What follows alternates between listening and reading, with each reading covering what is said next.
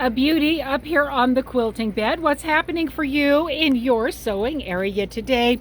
I'm so glad that you're here to join me. We're going to just speed her up a little bit to move to the next section. There she goes. Good girl. Good girl. You're my besties. I'm so glad you're here. Take just a minute to like and subscribe. Let's get more besties up here as well.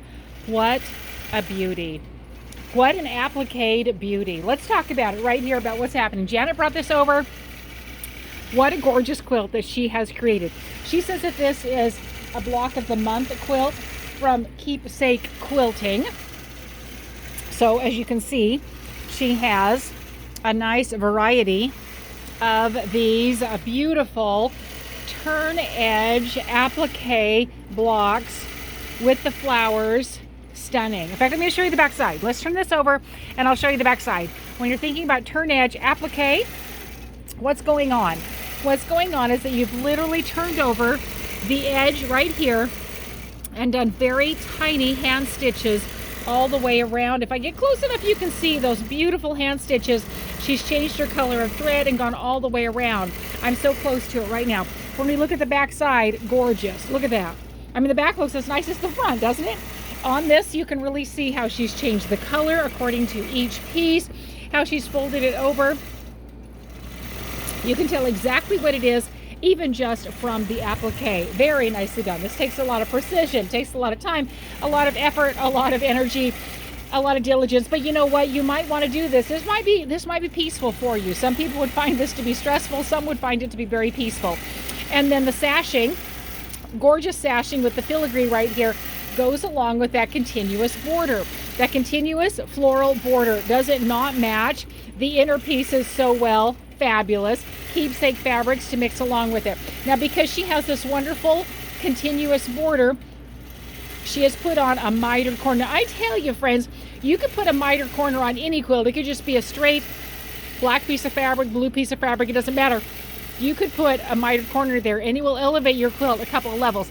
But if you have a continuous border, such as this one, I would always encourage you to do a mitered corner. Your eye will really get stuck if you try to butt those up against each other. That would not be the very best look. I have seen it a few times and you run out of fabric, and I see that could happen. But boy, if you can have a continuous border and do a mitered corner, always suggest doing so. Beautifully done. Look at this. Look how nicely she's created that mitered corner.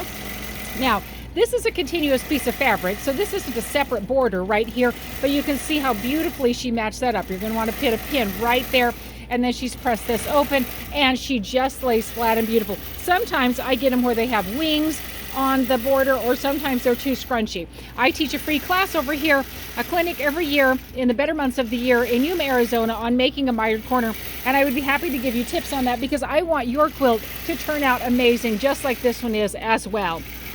I'm putting my wonderful warm and natural batting in here, and she is going to work beautifully with this quilt. The backing also is from Keepsake fabric. She's gorgeous.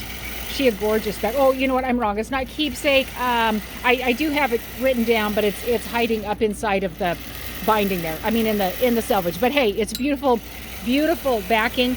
Absolutely stunning. Mixes along with it so well. We're using the Wild Lavender color of thread just to give it just a hint of color.